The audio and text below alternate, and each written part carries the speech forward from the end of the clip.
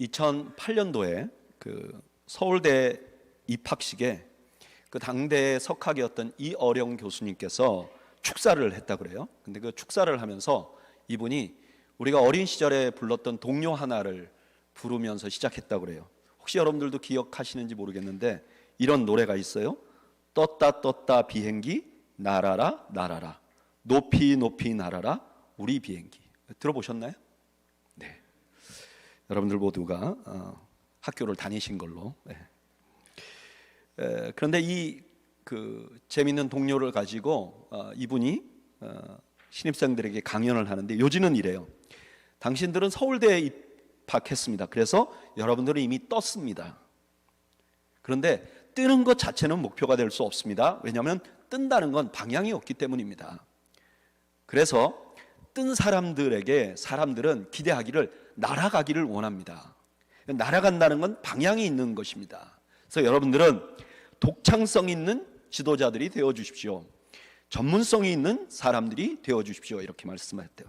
근데 마지막에 그 비행기를 우리는 우리 비행기라고 부른다는 거예요. 떴다 떴다 비행기 날아라 날아라 높이 높이 날아라 우리 비행기라고 부른다는 거예요. 이거는 당신들에게 가지는 기대를 보여주는 거라는 거예요. 개인 비행기가 아니라 우리 사회를 위한 비행기가 되어달라. 그래서 서울대학교 신입생들에게 대한민국이라는 공동체 안에 있는 존재들임을 잊지 말라고 강조했다고 합니다. 이 당부는 오늘 본문을 이해하는 데 굉장히 도움이 돼요. 오늘 본문 다시 한번 읽어볼까요? 마태복음 6장 9절 읽어보죠. 시작. 그러므로 너희는 이렇게 기도하라. 하늘에 계신 우리 아버지여 이름이 거룩히 여김을 받으시오며. 주기도문을 시작하는 부분이고 우리가 이 본문으로 이미 설교를 2번이나 들었어요. 하늘에 계신 아버지.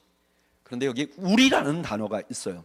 근데 이 우리라는 단어는 매우 이례적인 단어예요. 왜냐하면 이전에 예수님께서 기도를 가르치실 때 6장 6절에 이렇게 말씀하셨어요. 너는 기도할 때 내 골방에 들어가서 문을 닫고 은밀한 중에 계시는 내 아버지께, 단수죠, 너의 아버지께 이렇게 말씀하셨단 말이에요. 실제로 예수님께서는 기도에 대한 이야기를 할 때 항상 너의 아버지께 이렇게 많이 말씀하셨어요. 그래서 9번이나 너의 아버지라고 말씀하셨고, 그 다음에 너희들의 아버지라는 말도 11번이나 말씀하셨는데, 신약성경 어디에도 우리 아버지라는 말은 나오지 않습니다. 여기만 나와요. 심지어 이 주기도문의 누가복음판이라고 말하는 누가복음 11장에서도 예수께서 이르시되 너희는 기도할 때 이렇게 하라 하면서 아버지여라, 우리라는 말도 하늘에 계신 말이라는 것, 하늘에 계신다는 것도 다 빼고 아버지여라고만 불렀어요. 그러니까 이 우리라는 말은 굉장히 이례적으로 사용하신 것이죠. 그러면 이런 질문이 생깁니다. 왜 예수님께서는 다른 때는 우리라는 말을 안 하시다가 하필 여기서는 우리라고 했을까? 왜 주기도문을 가르치시면서 우리라는 말을 쓰셨을까? 저는 이 예수님의 이 말씀에 2가지 의도가 있다고 생각합니다. 첫째는 우리가 자신만을 위해서 기도하는 것을 방지하기 위해서 그렇게 하셨다는 생각이 듭니다. 여러분, 우리는 예수 믿는 순간에 하나님의 자녀가 됩니다. 그렇죠? 요한복음 1장 12절에 뭐라 그러죠? 영접하는 자, 그 이름을 믿는 자들에게는 하나님의 자녀가 되는 뭘 주셨어요? 권세를 주셨어요. 그런데 그래서 우리가 그 하나님을 아버지라고 부를 수 있는데, 우리가 그 아버지라고 부를 때 그 아버지가 나만의 아버지가 아니라 우리의 아버지라는 것을 잊지 않기를 원하는 거예요. 우리가 기도할 때 우리의 기도를 들으시는 분이 나만의 아버지가 아니라 우리의 아버지라는 걸 잊지 않게 하기 위해서 이렇게 말씀하셨다는 거예요. 이게 왜 중요하냐? 왜냐면요, 우리가 기도할 때 이기적으로 기도하는 걸 우리 주님께서 막기 위해서 그래요. 여러분, 이기적으로 기도하는 게 왜 문제인가? 이기적으로 기도하면 일단 응답이 안 됩니다. 우리 야고보서 말씀한 것을 읽어볼까요? 야고보서 4장 3절 읽어보죠. 시작. 구하여도 받지 못함은 정욕으로 쓰려고 잘못 구하기 때문이라. 우리가 기도하는데 응답이 안 되는 경우가 있잖아요. 그 경우 중에 하나가 뭐냐면 정욕으로 쓰려고. 여기 정욕이라는 건 뭐 나쁜 데 쓴다 이런 뜻이 아니라 자신의 만족을 위해서 기도할 때, 목표가 뭐냐? 내 만족이다. 그러면 기도 응답이 안 된다는 거예요. 제가 이렇게 말씀드리면 어떤 분들은 목사님, 저는 이기적으로 기도했는데도 들어주신 적이 있는데요. 아니면 저 집사님은 틀림없이 이기적으로 기도한 게 맞는데 하나님이 들어주신 경우가 있는데, 있긴 있는 것 같아요. 제 개인적으로는 한 두 가지 경우에 우리가 이기적으로 기도해도 들어주시는 것 같아요. 첫째는 우리가 신앙이 너무 어리면 그런 경우가 있는 것 같아요. 제가 아마 4살 때 5살 때 정도였던 걸로 기억해요. 제가 기억하는 게 아니라 제 어머니에게 들어서 기억하는 거예요. 마치 제가 그랬던 것처럼. 제 어머니가 이런 얘기를 하더라고요. 제가 4살 5살 때 어머니하고 같이 이제 시장을 가면 어머니가 저한테 그렇게 얘기한, 너 이번에 시장 가면 절대로 가서 뭐 사달라고 안 해야 돼. 절대로. 그렇게 저한테 당부를 한다는 거예요. 그럼 제가 4살짜리 5살짜리가 절대로 안 하겠다고. 그리고 어머니 시장을 따라가는데 장난감 가게 앞에 딱 서면 제가 원하는 장난감이 있으면 거기서 그 장난감을 사달라고 떼를 쓴다는 거예요. 근데 보통 떼를 쓰는 게 아니라 막 들어 눕는다는 거예요, 거기서. 그러면 젊은 세대긴 어머니가 너무 창피하잖아요, 애가. 그러니까 뭐라도 하나 사서 주고 데리고 간다는 거예요. 주변 창피하니까. 집에 오면 어떻게 될까요? 집에 오면 맞습니다. 그냥 뭐 더 보탤 것도 없어 맞아요. 이게 이제 처음에는 모르지만 몇 번 반복을 하면 저한테 계산이 생기는 거예요. 가서 때를 쓰면 장난감을 얻을 수 있어. 근데 오면 맞아. 이걸 몇 번 반복하면 그 다음에 어떻게 될까요? 이게 때를 쓰는 게 오히려 손해일 수 있겠구나, 이런 생각이 드는 거죠. 철이 들면 안 하는 거예요. 근데 이런 예가 성경에도 비슷한 예가 있어요. 민수기 11장에 보면 이스라엘 백성들이요, 고기 달라고 하나님 앞에 때를 씁니다. 근데 거기 11장 4절에 보면 이렇게 말씀하세요. 그들 중에 섞여 사는 다른 인종들이 탐욕을 품음에, 이게 욕심으로 달라고 하는 거예요. 탐욕으로. 근데 하나님께서 메추라기를 보내십니다. 고기 먹고 싶어? 메추라기 먹어. 그런 다음에 어떻게 하시냐? 민수기 11장 33절에서 34절까지 고기가 아직 이 사이에 있어 씹히기 전에 여호와께서 백성에 대하여 진노하사 심히 큰 재앙으로 치셨으므로. 맞았다는 거죠. 그러니까 하나님께서 때때로 너무 신앙이 어리면 들어주시지만 그에 대한 징계는 하신다는 거예요. 그럼 징계하시면서 왜 그렇게 들어주시느냐? 제가 생각해보면 하나님의 자비가 너무 크셔서,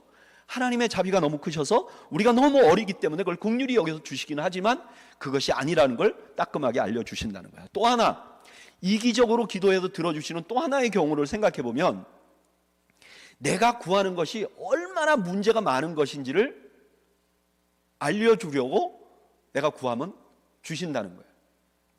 예를 들면 호세아서에 그런 예가 있어요. 호세아서 13장 11절을 한번 읽어볼까요? 아주 재미있는 말씀이에요. 읽어보죠. 시작. 내가 분노함으로 내게 왕을 주고 진노함으로 패하였노라. 이스라엘의 원래 왕은 누구시죠? 하나님이세요. 그래서 이스라엘은 왕이 필요 없어요. 근데 이 이스라엘 백성들이 하나님 앞에 왕 달라고 해요. 그러니까 하나님이 화가 나셨어요. 그럼 어떻게 되죠? 안 줘야 되잖아요. 근데 하나님 왕을 주셨어요. 왕을 주니까 처음에 너무 좋았어요. 사울 정도까지는 긴가민가 했는데 다윗과 솔로몬 때 너무 좋았어요. 야, 역시 왕을 얻는 게 좋았다. 그런데 그 왕조가 흘러가면서 어떻게 됐죠? 점점 어려움이 됐어요. 그리고 마지막에 하나님이 진노하심으로 이들이 계속 하나님을 떠나게 됐죠. 그리고 하나님의 진노를 사서 이들이 북이스라엘과 남유다가 다 망하고 왕이 패해졌어요. 끝이 안 좋은 거죠. 하나님께서는 왕을 구하는 것이 얼마나 잘못된 일인지를 알려주기 위해서 왕을 주시기도 하시는 거죠. 그러나 이런 경우를 제외하면, 이기적으로 기도하면 하나님께 기도 응답이 안 되는 거예요. 우리가 기도하는 것이 헛된 것이 되는 겁니다. 그래서 우리 예수님께서는 우리가 이기적인 기도를 하지 않게 하기 위해서 우리라는 말씀을 한 거죠. 두 번째로 이기적인 기도를 하면요, 공동체가 망가져요. 마태복음 20장 20절에 보면 세베대의 아내가 예수님 앞에 희한한 요청을 합니다. 한번 읽어볼까요? 마태복음 20장 20절 21절 읽어보죠. 시작. 그때에 세베대의 아들의 어머니가 그 아들들을 데리고 예수께 와서 절하며 무엇을 구하니 예수께서 이르시되 무엇을 원하느냐 이르시되 나의 이 두 아들을 주의 나라에서 하나는 주의 우편에 하나는 주의 좌편에 앉게 하소서. 아니, 세상에 이런 이기적인 기도가 있어요. 12명이 따라다니고 있는데 엄마라는 분이 나서서, 여러분 이런 치맛바람 하면 안 돼요. 엄마라는 사람이 나가서서 여기 12 중에 내 아들 둘만 예수님 좌우에 앉게 해주세요. 그 다음에 어떤 일이 일어났죠? 마태복음 20장 24절에 10 제자가 듣고 그 두 형제에 대하여 분이 여기거늘. 여러분, 이기적인 기도를 하면요, 공동체가 깨져요. 이기적인 기도를 열심히 하면 열심히 할수록 공동체의 분란이 더 커져요. 저는 목회를 하면서 이제 한국에서도 목회를 해보고 미국에서도 목회를 해봤잖아요.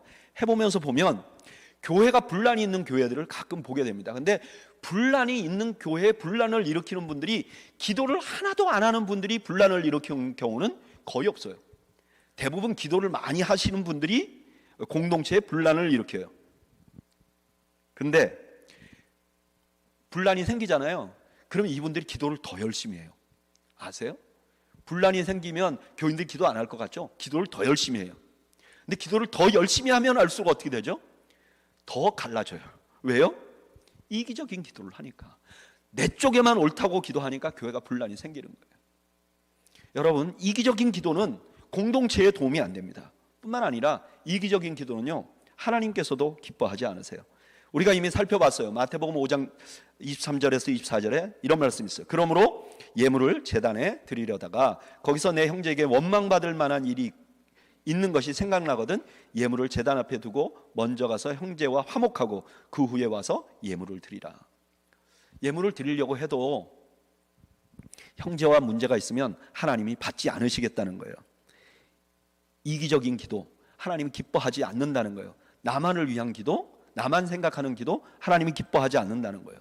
그래서 적어도 우리가 연약하기 때문에 때때로 나도 모르게 이기적인 기도를 할 수가 있어요. 근데 저는 우리 교회 성도들만은 좀 이기적인 기도를 할 때 좀 부끄러운 줄은 알아야 될 거라고 생각해요. 최소한 내가 차마 이렇게 기도를 할 수밖에 없었지만 주님 너무 죄송합니다, 이런 마음은 좀 있어야 될 것 같아요. 그런데 요즘 보면 좀 이런 부끄러움을 잃어버린 사회가 됐어요. 아주 오래전 얘기예요. 제가 미주에서 목회할 때 어느 지역에 아주 큰 교회가 더 큰 예배당을 짓는 그런 공사를 하게 됐어요. 그 지역에는 정말 제일 큰 교회죠, 그 지역에서. 그런데 그 담임 목사님이 저희 목사님들 모임에서 이제 간증을 하시는 거예요. 그러면서 이런 간증을 해요. 그 지역이 비가 많이 오는 지역이에요. 이제 공사를 해야 되잖아요. 근데 공사를 할 때 비가 많이 오면 어떻게 되는가? 공사비가 기하급수적으로 늘잖아요. 다 알잖아요. 그러니까 교인들이 뭘 기도를 했냐면, 하나님 이제 우리 교회가 건축하는 동안 비가 오지 않게 해달라고. 그 지역은요, 이제 어느 시즌이 되면 비가 계속 오는 지역이에요. 근데 이 교회의 교인들이 열심히 기도를 했더니 그 지역이 40년 만에 가뭄이 들었다는 거예요. 그래가지고 공사비가 하나도 차질 없이 다 공사를 마치게 됐다는 거예요. 그것도 저렴하게. 그러면서 하나님 앞에 할렐루야 그러는 거예요. 그리고 그 교회가 지금도 부흥해요. 지금도 커요. 근데 여기 뭐가 빠진 게 있죠. 뭐가 빠졌을까요? 하나님의 표정, 하나님의 마음. 그 지역에 40년 만에 가뭄이 오면 그 지역이 어떻게 될까요? 얼마나 많은 사람들이 피해를 입을까요? 여러분, 우리도 그런 기도를 할 수 있어요. 나는 좋은데 하나님께 근심을 안기는 기도. 우리 주님께서는 제자들에게 기도를 가르치시면서 우리라는 말씀을 넣으셨어요. 이유는 우리가 기도하면서 이기적인 기도를 하지 않게 하기 위해서. 또 하나의 이유가 있는데, 그것은 우리가 기도하면서 다른 사람을 위해서 기도하도록 우리에게 알려주시는 거예요. 우리 하나님이라고 부르면 우리가 기도하면서 당연히 다른 사람들을 염두에 두게 돼 있어요. 여러분, 다른 사람들을 위해서 기도하는 것이 기도하는 우리들에게 하나님이 주신 뜻이에요. 에베소서 6장 18절, 올해 우리 교회 주제 성구인데, 모든 기도와 간구를 하되 항상 성령 안에서 기도하고 이를 위하여 깨어 구하기를 항상 힘쓰며 여러 성도들을 위하여 구하라. 우리 하나님의 뜻이 뭐냐면, 우리가 서로 이렇게 공동체를 이루고 있으면 서로를 위해서 기도하라는 거예요. 저는 우리 더웨이 교회가 서로를 위해서 기도하는 교회가 되기를 소원합니다. 서로를 위해서. 제가 이렇게 우리가 기도하는 교회가 됩시다, 그러면 이런 생각을 하잖아요. 우리 장로님이, 우리 목사님이 나를 위해서 기도해 주셔야지. 맞아요. 장로님이나 목사님들이나 권사님들이 성도들을 위해서 기도하는 게 맞죠. 근데 성경에서 뭐라 그러냐면 서로 기도하라 그래요. 여러분, 장로님들 가정에도 기도 제목이 있어요. 연세가 많은 어른들을 가정에도 기도 제목이 있어요. 젊은 집사님들, 그냥 늘 웃기만 하는 분들, 나도 저때 젊었으면 근심이 없겠다, 저 나이면 근심이 없겠다. 아니요, 그분들도 다 근심이 있어요. 쉬운 인생을 사는 사람은 하나도 없어요. 우리가 서로 위해서 기도해야 될 줄로 압니다. 원래 저희 교회 주제가 서로를 위해서 기도하는 거예요. 저는 연말 되기 전에 이제 여러분들이 내가 참 한 번도 생각하지 않았던 분들이 있는가? 한번 좀 생각해 보세요. 소그룹 안에서만이 아니라 그래도 지나가면서 인사하는 분들, 저분은 기도 제목이 없는가?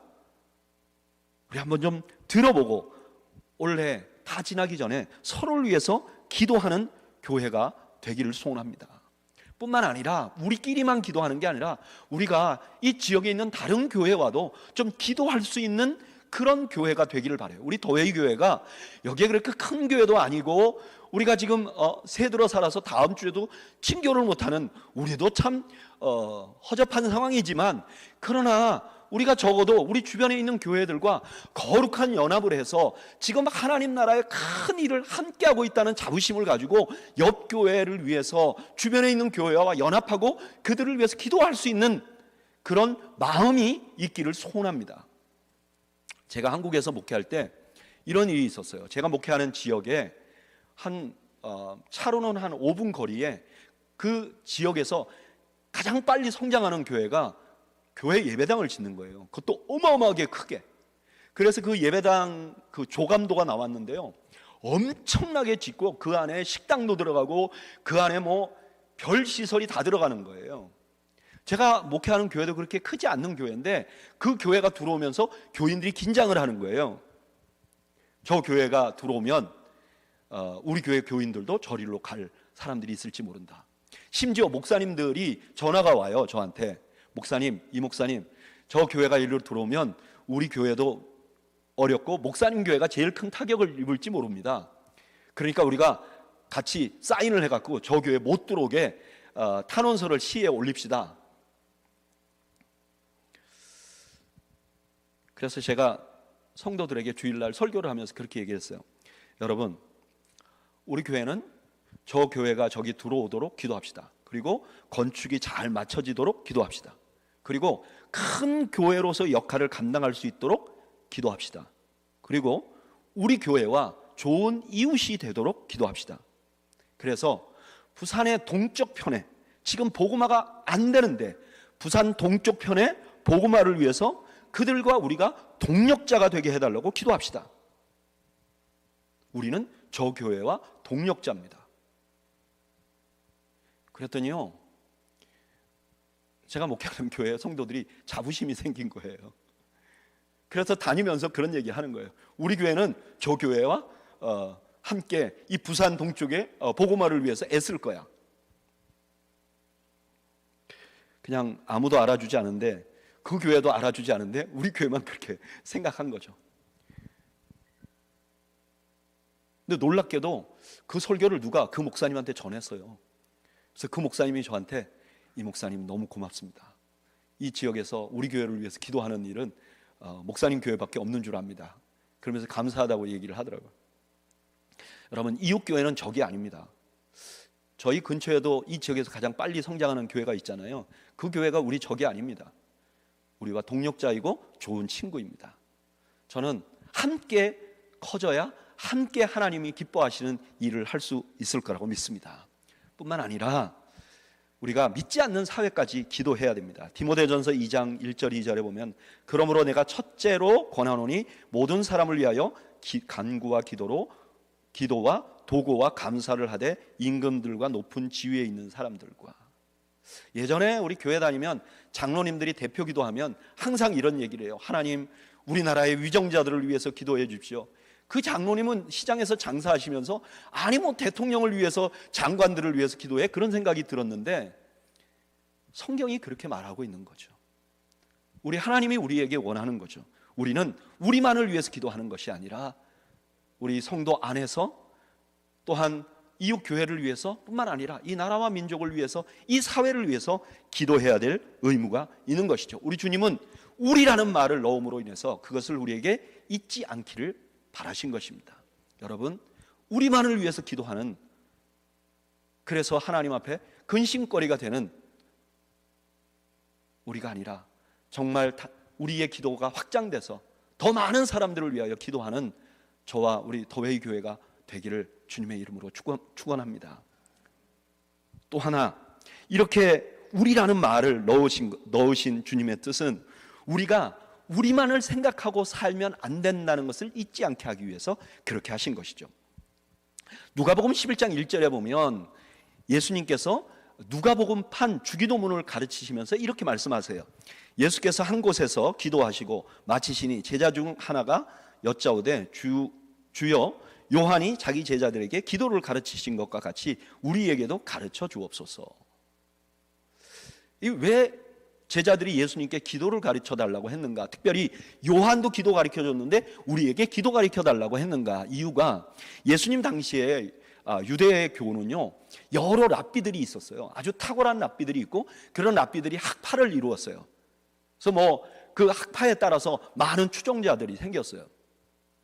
그래서 그 학파의 지도자들은 자기들이 다른 학파와 좀 다르다는 것을 드러내기 위해서 가장 많이 한 게 뭐냐면은 기도문을 만들어 주었어요.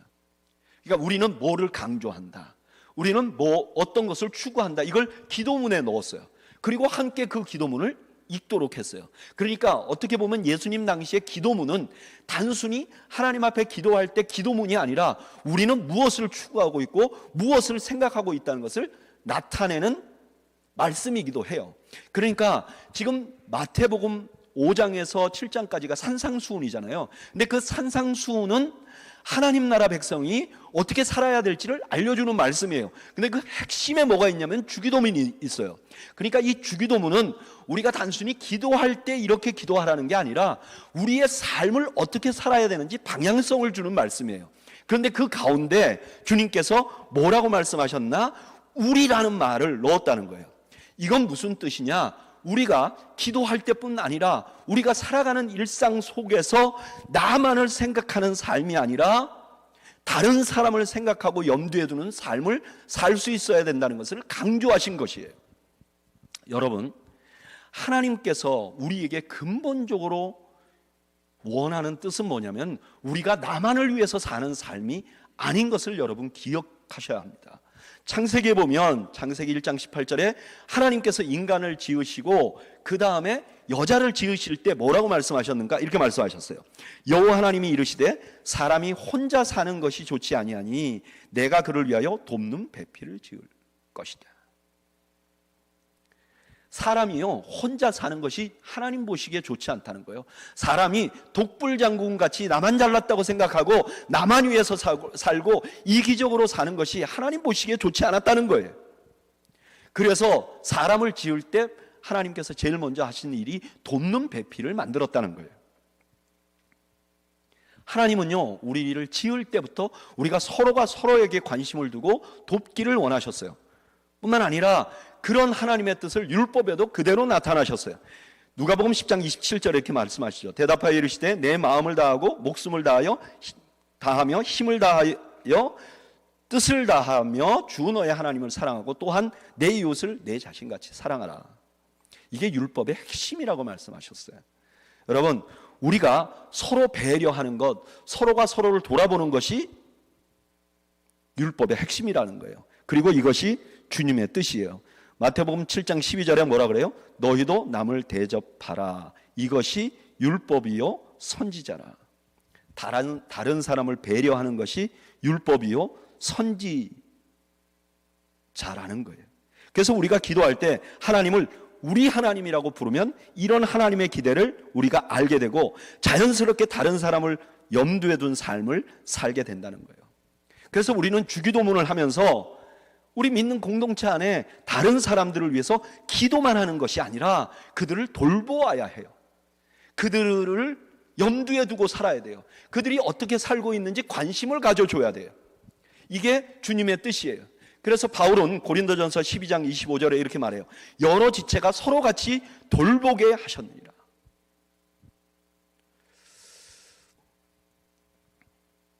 이렇게 우리가 서로 돌볼 때 어떤 일이 일어나는가? 요한복음 13장 35절 한번 다 같이 읽어볼까요? 시작. 너희가 서로 사랑하면 이로써 모든 사람이 너희가 내 제자인 줄 알리라. 얼마 전에 한국교회 트렌드 2026이라는 책이 나왔어요. 이 책이 한국교회가 2026년도에는 어떻게 될 것인가, 그 다음에 그 전에 있었던 일을 설문조사에서 평가하는데 거기에 저자인 지용근 대표라는 분이 이런 말을 하더라고요. 지금 한국의 전도가 거의 잘 안 된대요. 근데 전도가 되는 교회가 어떤 교회냐? 자기가 살펴보니까 소그룹에서 서로 사랑하는 교회, 소그룹에서 사랑이 아주 많은 교회들이 부흥을 한다는 거예요. 계속 전도가 된다는 거예요. 저는 이 이야기를 들으면서 야, 그거 맞는 얘기다. 왜냐하면 우리 교회가 그래요. 여러분, 우리 교회가 아시다시피 이 예배당으로 이사 온 지 지금 3년쯤 됐는데 저희가 무슨 전도 운동을 한 적은 없는 것 같아요. 근데 지난 3년 동안에 저희 교회의 교인의 반수 이상이 3년 이전에 오신 분들이에요. 그러니까 우리는 뭐 그렇게 크지 않지만 그러나 하나님께서 우리 교회에 많은 사람들을 보내주셨죠. 왜 그렇게 오시고 왜 그렇게 우리 교회 교인이 됐을까? 제가 설문조사한 적은 없지만 제 스스로 그냥 평가를 해보면 우리 교회는 들어오면요 소그룹에서 너무 많은 사랑을 베풀어요. 기억하시는지 모르겠지만 우리 교회 왔다가 떠나신 분들도 몇 분 있잖아요. 근데 그분들이 떠나시면서 가장 아쉬워했던 게 뭐냐면 우리 교회 공동체를 놓친다는 거예요. 이게 갑자기 만들어졌나요? 그렇지 않았어요. 여러분 한번 잘 생각해 보세요. 우리가 다 잊어버렸지만 우리가 팬데믹을 지나왔잖아요. 우리가 다 코로나에 걸려봤잖아요. 근데 우리가 코로나에 걸렸을 때 누가 우리 집에 먹을 반찬을 갖다 줬나요? 누가 갖다 줬죠? 누가 어떠냐고 전화를 해줬나요? 특별히 남자분들 말고 부인들이 코로나 걸렸을 때 뭐 먹고 사느냐고 전화해 준 사람이 누군가요? 저는 그런 사랑의 토대가 우리 교회에 오늘을 만들어 가고 있다고 믿습니다. 우리 더웨이교회 목회자는요 제가 아닙니다. 우리 장 목사님도 아닙니다. 우리 교회 목회자는 누구냐? 지금 소그룹 리더들입니다. 뭐 우리 교회는 그러지도 않지만 혹시 밥 살 일이 있으면 저한테 사지 마시고 소그룹 리더들에게 밥 사세요. 많이들 얻어 드셨잖아요. 저한테는 밥 얻어 드신 분이 거의 몇 명 안 될 텐데 소그룹 리더들을 사랑하시고 존중하세요. 여러분들의 목회자들입니다. 저는 우리 교회가 하나님이 기뻐하시는 모습을 서서히 닮아가고 있다고 생각합니다. 이 중심을 놓지 않는 여러분들이 되시기를 바랍니다. 그래서 지금 있는 소그룹 리더자들이 또 지나가면 그 다음 사람들이 또 소그룹 리더가 돼서 그 사랑을 베푸는 역할을 또 하고 또 다른 사람이 그 역할을 맡아서 사랑을 해나갈 때 저는 하나님께서 우리 더웨이 교회를 기뻐하시리라고 믿습니다. 뿐만 아니라 우리 교회가 우리 공동체만 염두에 둔 삶이 아니라 우리 공동체 너머의 사람들에게도 관심을 두는 그런 교회가 되기를 바랍니다. 여기 주기도문에서 말씀하신 우리라는 말은 다분히 믿는 사람들의 공동체만을 의미한 것이 분명합니다. 그러나 이 말씀을 하신 주님은 항상 믿는 사람들의 공동체에서만 서로 막 사랑하라, 그것이 핵심이 아니고 그것을 넘어서기를 원하셨어요. 여러분, 선한 사마리아인의 비유를 보면 예수님께서 그 비유를 하시고 나서 마지막에 뭐라고 말씀하셨죠? 이르되 자비를 베푼 자이니이다. 예수께서 이르시되 가서 너도 이와 같이 하라 하시니라. 저는 우리 더웨이 교회가 이 지역에 좋은 이웃이 되는 교회가 되기를 소원합니다. 그것을 하나님께서 기뻐하실 것입니다. 저는 이미 그런 경험을 한번 한 적이 있습니다. 예전에 제가 산호세에 처음 부임했을 때 제가 목회했던 교회가 한 성인이 그때 한 180명 정도 모였었는데 그 다음 해에 회의를 하면서 우리가 내년이 되면 유치부가 없어집니다. 그런 회의를 했댔어요. 그러니까 어린아이가 없어지는 거죠. 어린아이가 더 이상 없는, 그러니까 유치부가 없는 교회가 되는 거예요. 그리고 유년부도 몇 명 안 됐어요. 그러니까 유치부하고 유년부를 다 합쳐도 한 20명이 안 되는, 그래서 어린아이들이 굉장히 적은 교회였어요. 근데 제가 산호세 부임을 해보니까 하나 큰 문제가 있더라고요. 이 지역에 많은 가정들이 맞벌이를 하는 거예요. 그런데 맞벌이를 하는데 언제가 제일 문제냐? 방학이 되면 이게 낭패인 거예요. 학교를 애들 보냈을 때는 학부형들이 학교를 보내고 이제 자기들이 일도 하고 하는데, 이게 방학이 되면 아이들을 학교에 보내질 못하니까 그 아이들 있는 동안 이 아이들을 어떻게 해야 될지 모르는 거예요. 아이들을 캠프를 하나 보내려면 돈이 어마어마하게 비싼 거예요. 그리고 과외 같은 걸 보내려고 해도, 학원이라도 보내려고 해도 이 지역이 그 학원비가 너무 비싼 거예요. 그래서 제가 그때 하나님 앞에 이런 기도를 했어요. 하나님, 우리 교회가 지금 이 산호세 지역에서 그렇게 큰 교회가 아니니까 하나님, 우리 교회가 이 지역에 100가정에 100명의 아이들을 일주일만 돌볼 수 있기를 원합니다.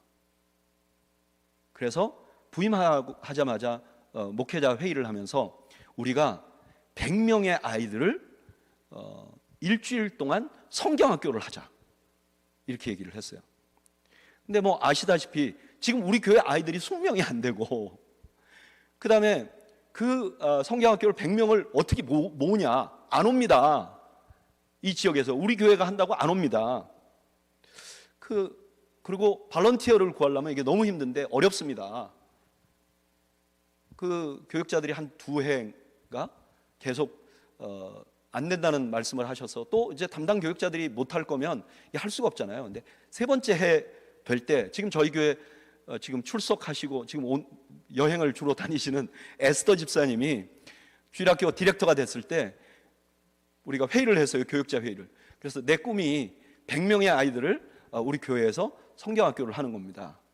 그랬더니 그 다음 주에 에스더 집사님이 티셔츠를 120장을 맞춰왔어요. 목사님, 100명 꿈꾸면 120명이 올지도 모르니까 120장 티셔츠를 맞춰놓고 시작하죠. 그리고 제가 원하는 것은 9 to 5였어요. 9시부터 5시까지. 왜냐하면 그래야지 부모님들이 일하잖아요. 근데 아무리 해도 9 to 5는 너무 무리입니다. 그래서 아이디어를 낸 게 9시부터 3시까지 성경학교를 하고 2시간 동안은 방과후 학교로 아이들에게 특활, 다른 걸 좀 가르치자. 그래서 우리 장 목사님도 아이들 드럼 가르치고, 다른 교육자도 농구 가르치고, 집사님들이 와서 미술 가르치고. 그래서 첫 해 성경학교를 했어요. 그런데 100명 채우는 게 굉장히 어려웠습니다. 한 70명, 80명에서 100명 넘어가는, 너무 어렵더라고요. 잘 안 와서 그때 간신히 채웠는지 안 됐는지 제가 기억이 정확히 나지 않습니다. 근데 이게 그 다음에는 소문이 너무 좋게 났어요. 왜냐하면 너무 열심히 섬겼거든요. 여기 지금 우리 교회 장로님들, 집사님들 그때 다 와서 봉사했어요. 시간 다 내서 밥 해드리고, 우리 교회 아이들 20명밖에 안 되는데 100명의 아이들을 밥해 먹이고, 교사들이 다 동원됐어요. 모든 교육자들이 그냥 일주일 동안 풀로 가동이 됐어요. 그 다음에는요, 오픈하자마자 한두 시간 안에 다 매진됐어요. 그래서 나중에는 다른 교회 다니고 있는 사람들은 다 제외했어요. 그 교회 가서 성경학교 하라. 여러분, 그렇게 하고 그 성경학교 때 왔던 아이들이 그 교회에 등록한 아이가 몇 명이나 될까요? 제 기억이 왜곡되지 않았다면 한 명도 없었습니다. 거의 없었습니다. 왜냐하면 우리 꿈이 처음부터 성경학교를 통해서 아이들을 데려오는 게 아니고 이 지역을 섬기는 거였어요. 근데 놀라운 것은 그때 기억을 하시는 분들은 아시겠지만 그날부터 그 교회가 전성기가 오기 시작했습니다. 우리가 전도하지 않았는데 좋은 교회라고 사람들이 오기 시작했습니다.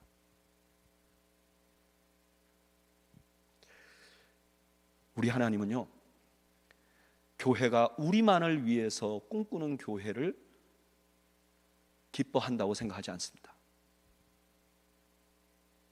우리가 정말 교회로서 이 지역을 꿈꾸고 가슴에 품고 섬길 때 전 하나님께서 우리 교회를 기뻐하실 거라고 믿습니다.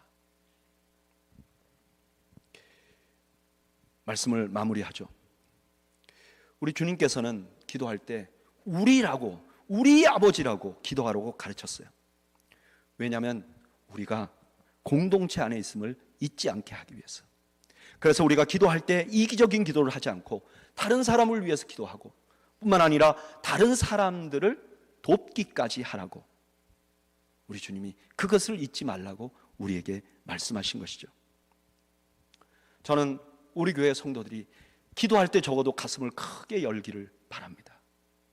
그리고 나만을 위해서 기도하는 것이 아니라 우리 교회 성도들을 위해서 기도하고 이 지역을 위해서 기도하고 그리고 우리가 할 수 있는 한도 내에서 우리의 형편에 맞춰서 하나님을 위해서 이 지역 사회를 위해서 헌신하고 봉사하는 그런 저희들이 되기를 소원합니다. 우리 잠시 기도할 텐데요, 아마 기도하면서 반주를 누군가 널 위하여라는 찬양이 반주가 될 거예요. 근데 여러분, 우리가 이 찬양을 들을 때 우리가 항상 이렇게 생각하잖아요. 나는 힘들고 어려운데 누군가가 나를 위해서 기도할 거다. 저는 이게 참 큰 문제라고 생각해요. 누군가가 나를 위해서 기도해 주니까 힘낸다? 이건 기독교인의 생각이 아니에요. 이건 주님의 생각이 아니에요. 주님, 내가 누군가가 외롭지 않게 기도하기를 원합니다. 주님, 내가 누군가가 힘들 때 위로자가 되기를 원합니다. 우리 한번 이 시간에 묵상으로 기도하면서 하나님, 내가 나만 놓고 사는 것이 아니라 우리 하나님이 우리 하나님이라는 것을 기억하고 또 다른 사람 누군가를 위해서 생각하고 섬기고 기도하는 그런 사람이 되게 해 주옵소서. 그리고 이 시간에 짧지만 그 한 사람을 기억해 주시고 짧게라도 기도해 주세요. 하나님, 이분을 축복해 주십시오. 하나님, 이분을 축복해 주십시오. 우리 잠시 함께 묵상으로 기도하겠습니다. 기도하죠.